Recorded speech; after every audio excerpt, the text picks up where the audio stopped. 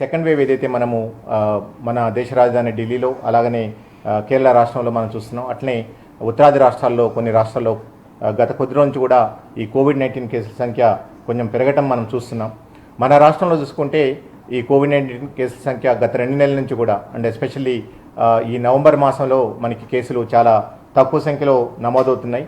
ఇప్పుడు మనం యాక్టివ్ కేసులు తీసుకుంటే అవి కేవలం 12,070 మాత్రమే ఉన్నాయి. ఇది ఫస్ట్ టైం మనకి కేసు కోవిడ్-19 రిపోర్ట్ అవడం స్టార్ట్ అయిన తర్వాత అత్యల్ప స్థాయిలో యాక్టివ్ కేసు ఉన్న వీక్ అనేది అది నవంబర్ మాసంలో ఈ వారంలో వచ్చేసి మనకి కేవలం 12,070 కేసులు మాత్రమే మనం నమోదైనాయి. అలాగనే టెస్టుల సంఖ్య కూడా చూసుకుంటే రమారమి నిన్నటికి మనం 50 లక్షలు కంప్లీట్ చేసుకున్నాం. ఇప్పుడు ఈ రోజుకి 50,92,689 కేసులు మనం ఈరోజు కోవిడ్-19 టెస్టులని మనము చేసుకోవడం జరిగింది. ఈ ప్రతి 10 లక్షల మంది పాపులేషన్లో మనము 136,826 మందిని, అంటే ప్రతి 10 లక్షల మందిలో మనం 136,826 మందిని మనము పరీక్షించుకోవడం జరిగింది. ఇది దేశంలోని మిగిలిన నగరాలతో కానివ్వండి లేకపోతే రాష్ట్రాలతో పోల్చుకుంటే మహారాష్ట్ర ఏదైతే అత్యధిక పాపులేషన్ ఉన్నదో ఆ రాష్ట్రంలో వస్తే 87,000 కేసులు మాత్రమే ఉన్నాయి. అలాగనే కర్ణాటక రాష్ట్రంలో వచ్చేసేసి 1,20,000 మందికి ప్రతి 10 లక్షల మందికి పాపులేషన్కి వాళ్ళు పరీక్షించుకోవడం జరిగింది. గత 4 నెలల్లో ఏదైతే మనము కోవిడ్ కేసుల సంఖ్య పెరిగినప్పుడు తెలంగాణ రాష్ట్ర ప్రభుత్వం ఏదైతే చర్యలు చేపట్టిందో, ఎస్పెషల్లీ టెస్టుల సంఖ్య ఎప్పుడైతే పెంచుకోవాలందో అప్పుడు పెంచుకోవటము, అలాగనే ఒక టైంలో మనం 1.5-2 మంత్స్ బ్యాక్ చూసుకుంటే మనం 64,000కు పైగా పరీక్షలు నిర్వహించుకోవడం జరిగింది. ఇప్పుడు ప్రతి రోజు కూడా మన అక్టోబర్ మాసంలో కానివ్వండి నవంబర్ మాసంలో కానివ్వండి సుమారు ప్రతిరోజు 40,000 నుంచి 45,000 పరీక్షలు నిర్వహించుకుంటున్నాం. ఇంత విస్తృతంగా మనం పరీక్షలు నిర్వహించుకోవడం వల్ల రాష్ట్ర వ్యాప్తంగా కోవిడ్ కేసెస్ని ఎర్లీగా మనం ఐడెంటిఫై చేసుకుంటున్నాం, వాటిని ఎర్లీగా ట్రీట్మెంట్ తీసుకుంటున్నాం. ఇకపోతే especially greater Hyderabad municipal corporation పరిధిలో అంటే ఆల్మోస్ట్ 1 కోటి పైగా ఉన్న ఈ గ్రేటర్ హైదరాబాద్ మున్సిపల్ కార్పొరేషన్ పరిధిలో మనము గత ఏప్రిల్ నుంచి మనము కేసుల సంఖ్య తీసుకుంటే మొత్తం మనకి రాష్ట్రంలో రిపోర్ట్ అయిన 2,62,653 కేసుల్లో గ్రేటర్ హైదరాబాద్ మున్సిపల్ కార్పొరేషన్లో మనకి 1 కోటి పైగా ఉన్న జనాభా ఉన్న మహానగరంలో 1,12,892 కేసులు మనకి నమోదైనాయి. అదే పాజిటివ్ రేట్ చూసుకుంటే ఒక టైంలో మనము మేలో చూసుకుంటే 21%, జూన్లో చూసుకుంటే 25% ఉన్న positive rate greater Hyderabad municipal కార్పొరేషన్లో ఇది కేవలం గత నెలలో వచ్చేసేసి అక్టోబర్లో మనకి 4.39%గా, అలాగనే నవంబర్ ఇప్పటి వరకు ఈ 19th వరకు మనం చూసుకుంటే 3.8% మాత్రమే మనకి ఈరోజు నమోదైంది. అట్లే రాష్ట్రంలో జరిగిన 51 లక్షల పరీక్షల్లో 17 లక్షల పైగా పరీక్షలు మనం only greater Hyderabad municipal corporation పరిధిలో మనము టెస్టులు చేయడం జరిగింది. తద్వారా మనము మన పాజిటివిటీ రేట్ ఏదైతుందో అది 3.8% మాత్రమే, అంటే WHO రికమెండెడ్ లెస్ దెన్ 5% ఏందో దానికంటే తక్కువగా మనకి 3.8% మాత్రమే మనకి నమోదవుతున్నది ఇప్పుడు. అలాగనే GHMCలో ప్రతిరోజు మనం మొత్తం కేసులు చూసుకున్నా కానీ అది కేవలం 150 నుంచి 160 మాత్రమే వస్తున్నాయి.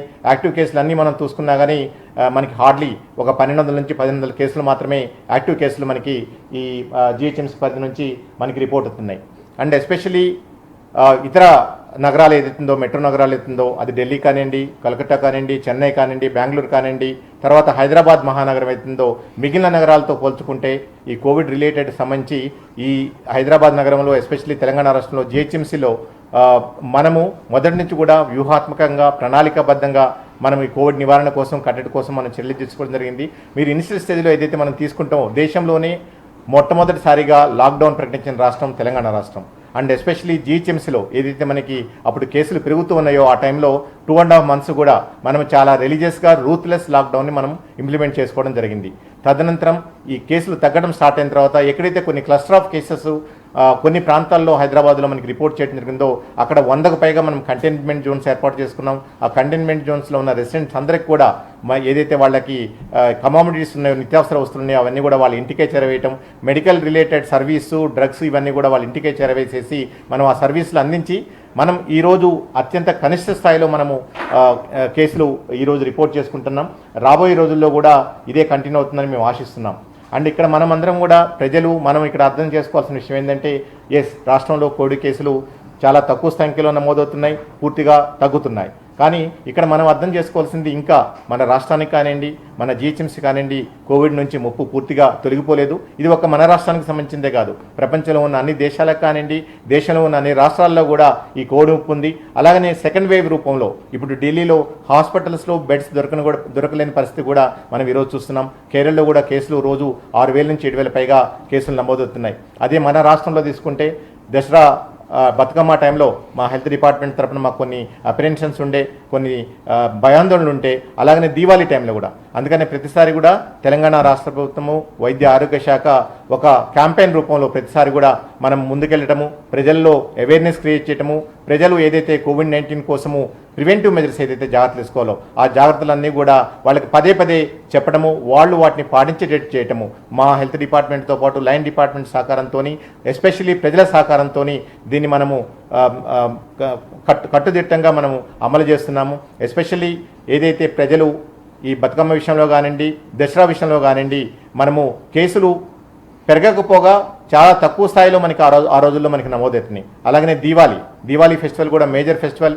అంతకుముందు కూడా లాస్ట్ ప్రెస్ కాన్ఫరెన్స్లో కూడా మీకు చెప్పడం జరిగింది. ఎందుకంటే ప్రజలు ఎక్కువ సంఖ్యలో గుమిగూడుతున్నారు. ఒక వర్గం ప్రజలు వచ్చేసేసి ఎవరైతే మాస్కులు, ఈ ప్రివెంటివ్ మెజర్స్ ఏవైతే తీసుకోవాలో వాళ్ళు తీసుకోవడం వల్ల మాకు కూడా ఆ టైంలో భయాందోళనలు కొన్ని కలిగినాయి. బట్ ఇప్పుడు మనం చూసుకుంటే లాస్ట్ 1 వీక్లో కేసులు ఏదైతే మనం చూస్తున్నామో అది ఇంకా కూడా తక్కువ స్థాయిలో నమోదవుతున్నాయి. అందుకని ఈరోజు కేవలం మనం 12,000 యాక్టివ్ కేసులు మాత్రమే రాష్ట్ర వ్యాప్తంగా చూస్తున్నాం. అదే 1200 నుంచి 1,100 మనం జిహెచ్ఎంసీ పరిధిలో చూస్తున్నాం. దీనికి ప్రజలందరికీ కూడా మా తెలంగాణ వైద్య ఆరోగ్య కుటుంబ సంక్షేమ శాఖ తరఫున మేము మా హృదయపూర్వక కృతజ్ఞతలు తెలియజేస్తున్నాం. ఎందుకంటే ప్రజలకి మేము గత 8 నుంచి 9 నుంచి తెలంగాణ వైద్య ఆరోగ్య శాఖ మిగిలిన లైన్ డిపార్ట్మెంట్స్ అందరితోని కూడా విస్తృతమైన కోఆర్డినేషన్ ఏర్పరచుకొని ప్రజలు ఈ ఏవైతే ప్రివెంటివ్ మెజర్స్ ఉన్నా అవన్నీ పాటించేటట్లు చేయటం, అట్లనే కంటైన్ చేయడం కోసం ఏదైతే మెజర్స్ తీసుకోవాలో వాటన్నిటికి కూడా ప్రజలు పూర్తి సహకారం అందించారు. అది రాబోయే రోజుల్లో కూడా మనం అందించాల్సిన అవసరం ఉంది. ఎందుకంటే మనకి కోవిడ్ నుంచి ఇంతకుముందు చెప్పినట్లు ముప్పు పూర్తిగా తొలగిపోలేదు. అలాగనే మనకి వ్యాక్సిన్ కూడా ఏదైతే మనకి అందుబాటులో వస్తుందనుకుంటున్నాం, ఇంకో 2 నెలలు 3 నెలలు ఏదైతే ఉందో అది ఈ 3 నెలల వరకు కూడా మనం కాపాడుకోవాలి, మన కుటుంబాలని మనం జాగ్రత్తగా కాపాడుకోవాలి.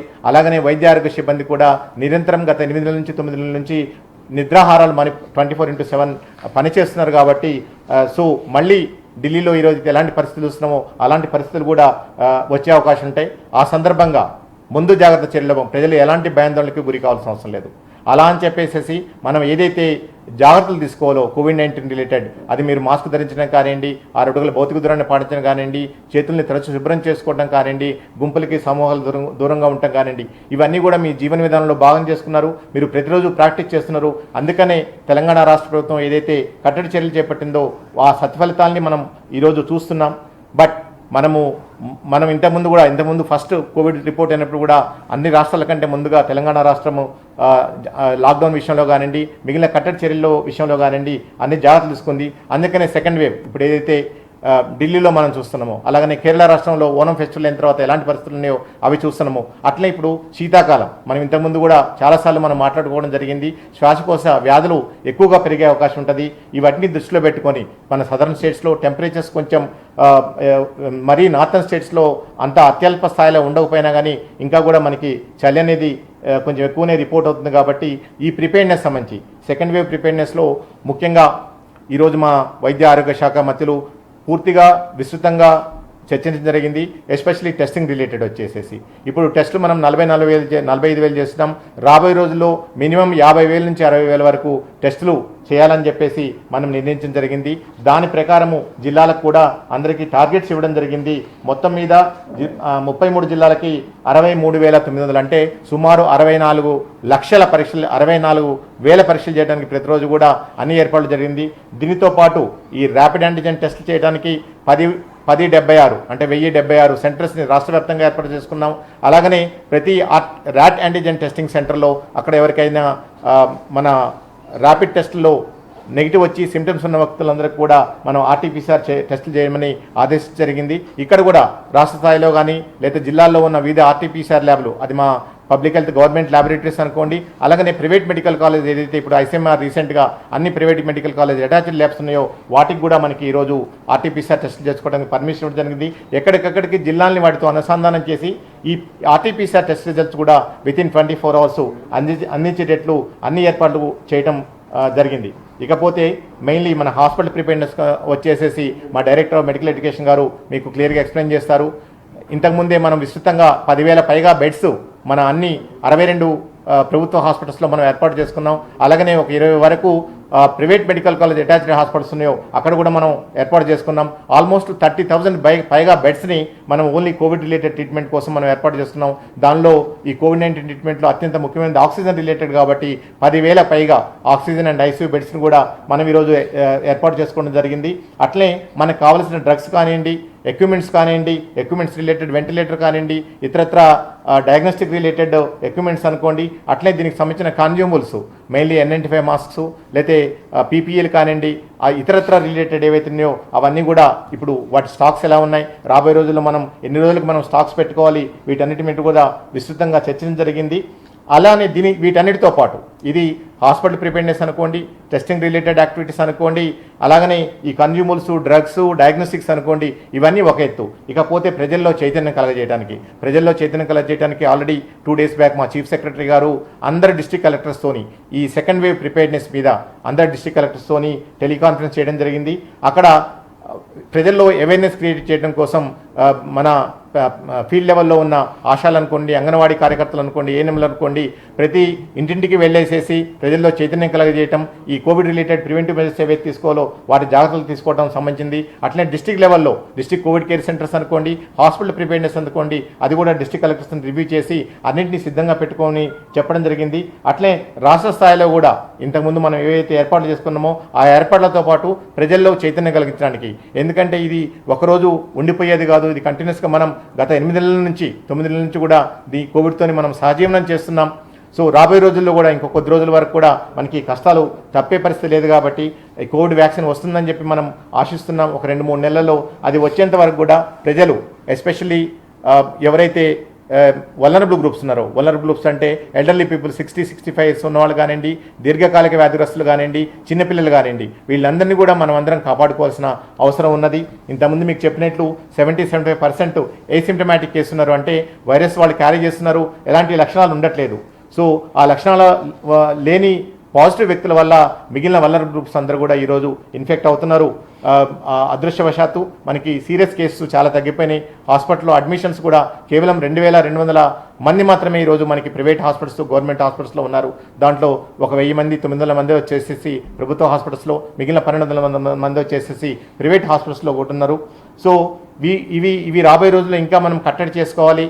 ఈ ఎవరికైతే ఈ ఇన్ఫెక్షన్ డిసీజ్ ఒకరి నుంచి ఇంకొకరికి వ్యాప్తితో దాన్ని చేసుకోవడం కోసం ఇంతవరకు మనని కాపాడుతున్నది మాస్క్. సో ఇప్పుడు మనము రాబోయే రోజుల్లో మనకి క్రిస్మస్ ఉన్నది, ఇప్పుడు మనకు వచ్చేసి అలాగనే నూతన సంవత్సరం ఉన్నది, అలాగనే దాని కంటిన్యూషన్ మనకి సంక్రాంతి ఉన్నది, వీటితో పాటు చలికాలం, అలాగనే ఇప్పుడు మనము especially greater Hyderabad municipal corporation పరిధిలో ఎలక్షన్స్, జిహెచ్ఎంసీ ఎలక్షన్స్ కూడా 1 కోటి మంది ఉన్న మహానగరంలో మనం ఎలక్షన్స్ కూడా ఫేస్ చేయబోతున్నాం. కాబట్టి ఈ 10 రోజులు అట్లనే రాబోయే పండగలు, ఇతరత్ర ఈ సీజన్ ఉన్న వింటర్ సీజన్ సందర్భంగా ఇంకా కొంచెం జాగ్రత్తగా ఉండాల్సిన సమయం ఉంది. కాబట్టి ఇప్పటి వరకు మనందరినీ రక్షిస్తుంది మాస్క్.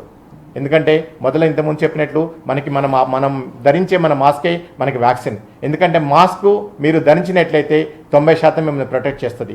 ఎవరైతే మాస్క్ ధరిస్తారో అది మిమ్మల్ని ప్రొటెక్ట్ చేయడంతో పాటు మీకు ఎదురుగా ఉన్న వ్యక్తులను కూడా అది ప్రొటెక్ట్ చేయడానికి అవకాశం ఉంటుంది. అన్ని సందర్భాల్లో మనం భౌతిక దూరాన్ని పాటించడానికి అవకాశం ఉండకపోవచ్చు, బట్ మాస్క్ ధరిస్తే మాత్రం మీకు 90% ప్రొటెక్షన్ దొరుకుతుంది. అలాగనే ఇప్పుడు ఈ జిహెచ్ఎంసీ ఎలక్షన్ సందర్భంగా రాజకీయ పార్టీలు ప్రజల్లోకి వెళ్తున్నారు, వాళ్ళ ప్రచార బాధ్యతలు నిర్వహించుకోవడానికి. వారికి కూడా మేము వినమ్రంగా విజ్ఞప్తి చేస్తున్నాము. మీరు మీ కార్యకర్తలతో కానీ లేదా ప్రజలతో కానీ మీరు సంభాషించేటప్పుడు కానివ్వండి, దయచేసి మీ ప్రచార కార్యక్రమాలు నిర్వహించుకునేటప్పుడు దయచేసి అందరూ కూడా, మీ కార్యకర్తలందరూ, మీతో ఉన్న వాళ్ళందరూ కూడా మాస్క్ ధరించేటట్లు మీరు దయచేసి చూడండి.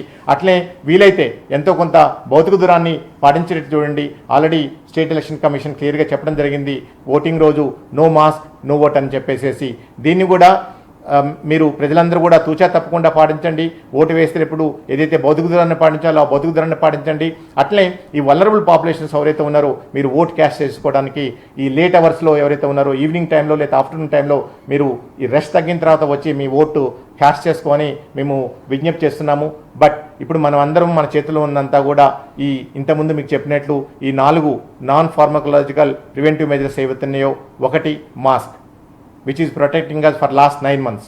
And again, physical distance of 6 feet and cleaning of your hands on regular intervals with soap or water, and also not joining with the crowds and groups. So ఈ జాగ్రత్తలన్నీ మనం తీసుకుంటే తెలంగాణ రాష్ట్రం ఇప్పుడు ఏదైతే ఢిల్లీ మహానగరం ఏదైతే ఇబ్బందులు పడుతున్నదో, లేదా కేరళ రాష్ట్రం ఏదైతే ఇబ్బందులు పడుతుందో, అలాగనే రాబోయే రోజుల్లో మిగిలిన నార్థన్ స్టేట్స్లో కూడా కొంచెం కేసుల సంఖ్య పెరిగే అవకాశం ఉంది. కాబట్టి ప్రజలందరూ కూడా తెలంగాణ రాష్ట్ర ప్రభుత్వం వైద్య ఆరోగ్య శాఖ ఎప్పటికప్పుడు అడ్వైస్ ఇస్తుంది, అలర్ట్స్ ఇస్తున్నది. ఇవందరూ మీరు పాటించండి. బట్ మీరు ఎలాంటి భయాందోళనకు గురి కావాల్సిన అవసరం లేదు. మీ దైనందిన కార్యక్రమాలు పూర్తిగా మీరు నిర్వహించుకోండి. మేము చెప్తున్న జాగ్రత్తలు మాత్రం మీరు దయచేసి పాటించండి. అండ్ ఈ సెకండ్ వేవ్ వచ్చినా సరే తెలంగాణ రాష్ట్ర ప్రభుత్వము వైద్య ఆరోగ్య శాఖ ఆల్రెడీ అన్ని రకాలుగా ప్రిపేర్డ్ అయినది. ఈ ప్రిపేర్డ్నెస్ మీద పై స్థాయి నుంచి కింద స్థాయి వరకు కూడా రివ్యూ అవుతున్నది రెగ్యులర్గా. సో ఈ ప్రిపేర్డ్నెస్ చూడటానికి జిల్లాలకి మా డైరెక్టర్ ఆఫ్ మెడికల్ ఎడ్యుకేషన్ గారి దగ్గర నుంచి, మా ఆఫీస్ దగ్గర నుంచి కూడా వివిధ స్థాయిల్లో ఆఫీసర్లు వెళ్ళేసేసి కింద క్షేత్రస్థాయిలో ఉన్న ఈ ప్రిపేర్డ్నెస్ టెస్టింగ్ రిలేటెడ్ అనుకోండి, hospital related, beds related preparedness అనుకోండి, కన్జ్యూమర్స్ రిలేటెడ్ ప్రిపేర్డ్నెస్ అనుకోండి, ఇవన్నీ కూడా మేము చూస్తాం. బట్ మీరు మాకు అందించాల సహాయ సహకారాలు ఏమైనా ఉంటే అవి మేము ఏదైతే జాగ్రత్తలు పాటిస్తామో అవి దయచేసి మీరు పాటించండి. తద్వారా మిమ్మల్ని రక్షించుకోవచ్చు, మీ కుటుంబాన్ని రక్షించుకోవడానికి అవకాశం ఉంటుంది.